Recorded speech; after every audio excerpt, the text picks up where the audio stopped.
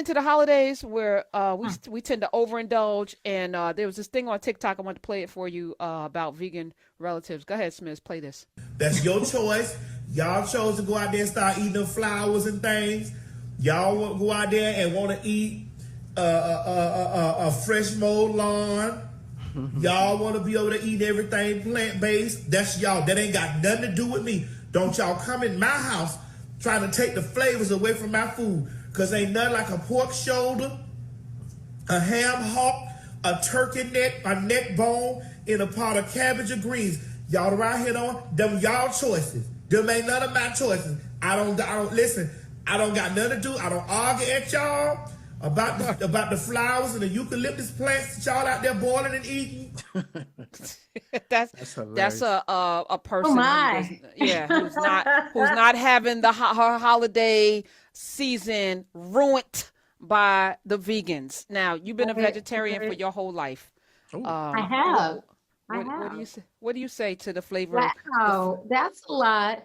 So here's the thing, and hello to everyone hosting and here and everyone listening and watching. I've been a vegetarian my whole life. I will say that one of the things I learned was that the thing that makes food taste great is vegetables and fruits. That's the way you season things. When people say, well, you got to season with a ham hock that's because smoke is delicious or salt is delicious right? I mean, when you talk about your turkey or your other stuff, you're talking about sage, thyme, onions, garlic. These are the seasonings. I haven't listed any meat as a seasoning yet. Now, what I will say is that there are people who are new in the game. They're new in the game. And when they season stuff, it leaves something to be desired. So you have to know how to work with these things so that everybody's happy. I will tell you that when people come to my house and it's a holiday, I make sure that I provide something that is in maybe a meat category like fish. Most of my family can be like pescatarian or whatever. But I got to tell you, I have a lot of satisfied customers. In fact, they look forward to whatever it is I'm going to serve because I throw down, right? So that's one of the things we want to do in the Maroon Medicine Chest is teach people how their food is medicine or it's poison, and you're taking your choice every time you eat. If you have loved the way that your grandmother or your auntie made mac and cheese, and you are 40 years old, 45, 50, you've had a lot of mac and cheese. You did it, So like you did it to the point where you know hers from somebody else's. That's fantastic. What we want to look at is, I mean, even the movie Soul Food, right? They had this great relationship with food where it brought families together. It was a thing that they sat around the table no matter what was going on. Meanwhile, grandma's leg was getting cut off in the hospital, right? And we have to really be clear on how our health is directly impacted by our relationships with foods that we have had over time as people of color, because some of those relationships were forced relationships, because it's stuff we had to figure out how to make it delicious because it was the scraps or it was the leftovers. That's how we eat turkey necks and fat back and chicken, turkey wing tips. And it's all the stuff that other people were not eating became our food. So the question is, how are the new people at going into Whole Foods and they're eating avocados and they're eating dragon fruits, right? We talked about that, Professor Hunter, that you had that.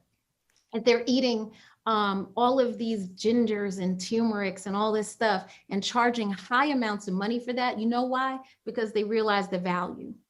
They realize the value to their health. And so by the time a lot of us catch up to that, it's almost too late. But if you're hearing this, it's not too late. Where there's breath, there's hope, right? We're here.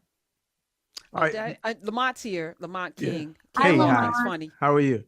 Good. I got a cynical retort for you. Just as a question. I got you. So if you've never had, how can you argue which is better?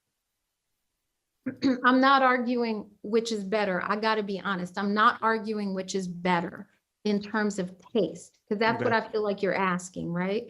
So in terms of flavor, I'm not arguing which is better. What I'm positing is that what gives you the flavor that you love lives in the non-meat category. If you ever open a pack of meat and you boiled it like the British do, or you would not like the way the chicken tastes. When we talk about, ooh, unseasoned, that look unseasoned. Right. The seasoning is all vegetable, all right? It's all in the vegetable world or the mineral world, right? Salts and such. So I'm not arguing about which tastes better. I'm saying whose hand is good, right? Who can cook? And if you can cook a turkey and it's delicious, you can cook anything. A cook is a cook. You could give me this piece of paper. I will burn this piece of paper. You will lick your finger. You understand what I'm saying? Because I know how to use spices and seasonings. And I also am thinking about your health. I'm thinking about, what does Lamont need? Let me look into his soul and let me see what he needs. Does he need his blood pressure to go down? Does he need to clear his skin? Does he need more iron? Does he need more calcium? I'm going to prepare that meal with you in mind, and I'm going to do it with love. That's what's good in life. Okay. Take that. I'll take it. I'll allow it. Take that.